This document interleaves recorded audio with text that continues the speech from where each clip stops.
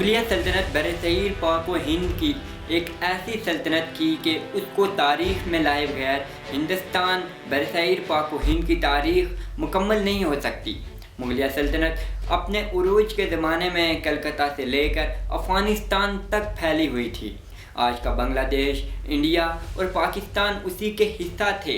दोस्तों, आज अगर कोई मुग़ल शहज़ादा उठ खड़ा हो, बादशाह ज़फ़र की औलाद में से कोई उठ खड़ा हो और कहे कि मैं अपनी ये मुग़लिया सल्तनत को दोबारा से कायम करूँगा और इसकी वो पुरानी शान और शौकत इसे वापस लौटाऊँगा, तो क्या ऐसा मुमकिन है?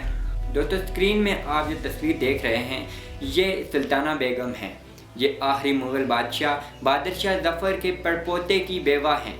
ये आजकल रंगून में मज़दूरों की एक पुरानी गली में रहती हैं, जहाँ ना इनका अपना मकान है और ना कोई और दीगर मराहत हुकूमत की तरफ से इन्हें मिल रही हैं।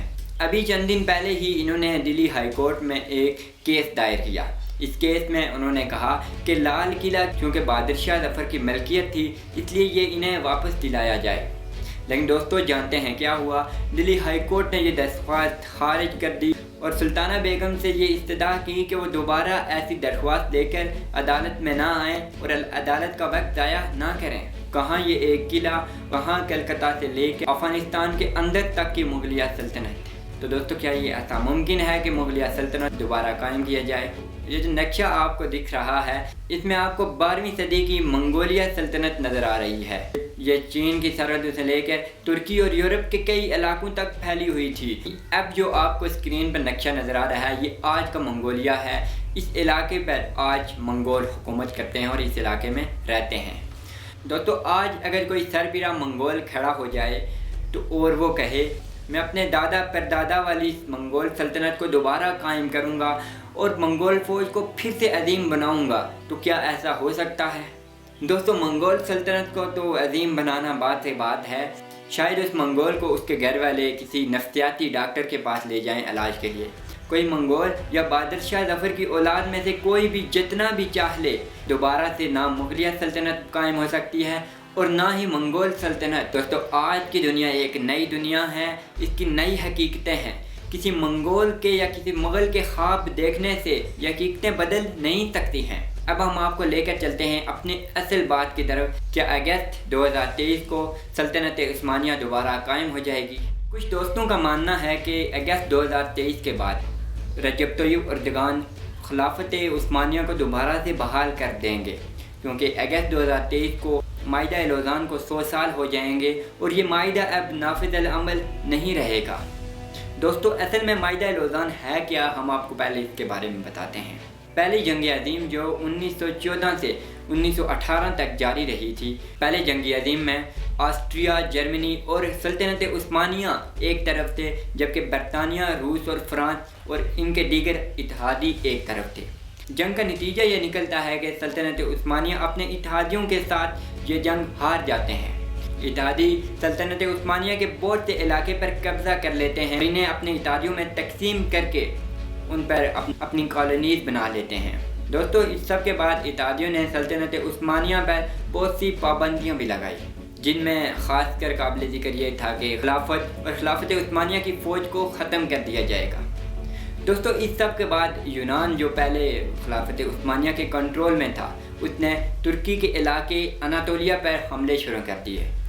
यहाँ एंट्री होती है तुर्क फ़ौज के एक कमांडर मुस्तफ़ा कमाल पाशा की।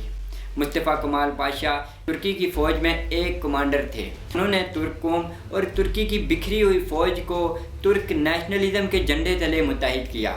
मुत्तहिद करने के बाद मुस्तफ़ा कमाल पाशा ने यूनानियों के ख़िलाफ़ सख्त जंग शुरू कर दी।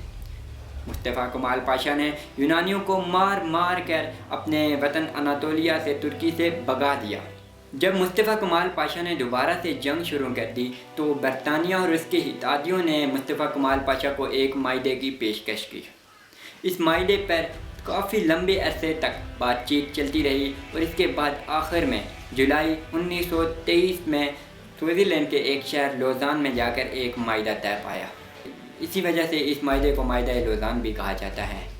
इस माइदे के तहत मुस्तफ़ा कमाल पाशा अब मज़ीद जंग को रोक देंगे और ये जो इलाका था, इस सारे इलाका अनातोलिया का जो इलाका था, इसमें मुस्तफ़ा कमाल पाशा एक जदीद तुर्की की, एक सेकुलर तुर्की की बुनियाद रखेंगे, इसे बरतानिया और उसके इत्तेहादी तस्लीम करेंगे और इसके बदले में मुस्तफ़ा कमाल पाशा सल्तनत उस्मानिया के उन इलाकों पर जिन पर इत्तेहादी कब्ज़ा कर चुके थे, उन पर मुस्तफ़ा कमाल पाशा उनका हक़ तस्लीम करेंगे। दोस्तों, हम आपको ये भी बताएं कि उस वक़्त इराक़ और उर्दन पर बरतानिया का कंट्रोल था, जबकि लबनान और शाम पर फ्रांस का कब्ज़ा था, जिसे मुस्तफ़ा कमाल पाशा ने तस्लीम कर दिया। पहली जंग अज़ीम के बाद पूरी दुनिया में अब इतनी तबाही हो चुकी थी कि किसी के पास भी अब मज़ीद लड़ने के लिए ताकत नहीं बची थी। जवान लोग भी इंतहाई कम हो चुके थे। तो यूँ बरतानिया और उसके इत्तेहादियों ने मुस्तफ़ा कमाल पाशा के साथ माइदा करके इस जंग को मज़ीद रोक दिया। उसके बाद अगस्त 1923 को ये माइदा नाफिज कर दिया गया। यहाँ हम आपको ये भी बताते चलें कि कुछ लोगों का ख्याल है कि अगस्त 2023 के बाद माइदा लौज़ान ख़त्म हो जाएगा और उसके बाद ये नाफिज अमल नहीं रहेगा। लेकिन दोस्तों, हम आपको ये भी बताएं कि माइदा लौज़ान में ऐसी कोई बात नहीं लिखी कि ये माइदा 100 साल बाद ख़त्म हो जाएगा। इस माइदे को अगस्त 2023 में 100 साल पूरे तो हो जाएंगे, लेकिन ये ख़त्म नहीं होगा। लेकिन दोस्तों, साथ में हम आपको ये भी बताएं कि कोई भी आलमी माइदा पत्थर पर लकीर नहीं होता। अगर आपके पास ताकत है और अच्छी डिप्लोमेसी है, आप उस माइदे के जो पॉइंट हैं वो अपनी मर्ज़ी के मुताबिक डाल सकते हैं। लेकिन दोस्तों, जिन लोगों का ये ख्याल है कि अरब इलाके और बाकी जो इलाके उस वक्त सल्तनत उस्मानिया के कंट्रोल में थे, वो दोबारा तुर्की के कंट्रोल में आ जाएंगे, ऐसा कुछ नहीं होने वाला। यूएई, इराक़, सऊदी अरब और बाकी जो भी आज़ाद ममालिक हैं, उन सब को तुर्की अक़वाम मुत्तहिदा के प्लेटफॉर्म से आज़ाद मुल्क तस्लीम करता है। इसके अलावा जब 1923 में जब ये माइदा हुआ था, तो इस माइदे में इनमें से किसी भी मुल्क के दस्तखत मौजूद नहीं हैं। फिर ये लोग कैसे तुर्की के साथ शामिल होंगे, जबकि इनकी तो वहाँ पर नुमाइंदगी मौजूद नहीं है। तो यहाँ तक कह जाते हैं कि तैयब अर्दोग़ान को ज़्यादा कोशिश ही नहीं करनी पड़ेगी, बल्कि अरब खुद ही तुर्की की बालादस्ती कबूल कर लेंगे और खिलाफत के झंडे तले मुत्तहिद हो जाएंगे। अरब ममालिक तुर्की की बालादस्ती कबूल करना तो दूर की बात, तुर्कों और अरबों के दरमियान बाकायदा सदियों से दुश्मनी चली आ रही है। ख़ास तौर पर सऊदी अरब तैयब अर्दोग़ान को तो बिल्कुल पसंद नहीं करता। सऊदी अरब में तुर्की की फिल्में और ड्रामे भी सऊदी अरब पर दिखाए जाने पर पाबंदी है।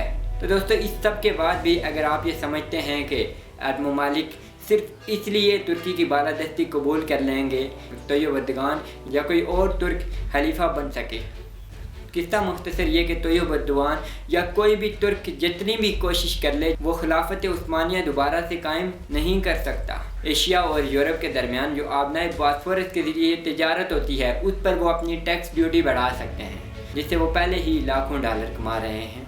दोस्तों, किस्सा मुख्तसर ये कि कोई मंगोल कितनी भी कोशिश कर ले, वो दोबारा से चंगेज़ खान वाली मंगोल अम्पायर खड़ी नहीं कर सकता। वो दोबारा से मंगोल फ़ौज को अजीम नहीं बना सकता।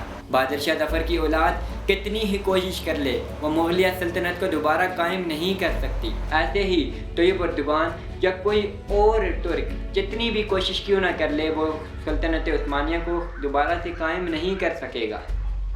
तो इसी पर हम ख़त्म करते हैं। अगर आपने अभी तक ये नहीं जाना कि किस तरह पाकिस्तान में मार्शल लॉ के दौरान सियासी पार्टियों को तोड़ा जाता रहा और फिर उनसे नई पार्टियां आई जाती रहीं, तो यहाँ क्लिक कीजिए। अगर आपने हमारी हिस्ट्री ऑफ कश्मीर की सीरीज़ अभी तक नहीं देखी, तो यहाँ क्लिक कीजिए। शुक्रिया।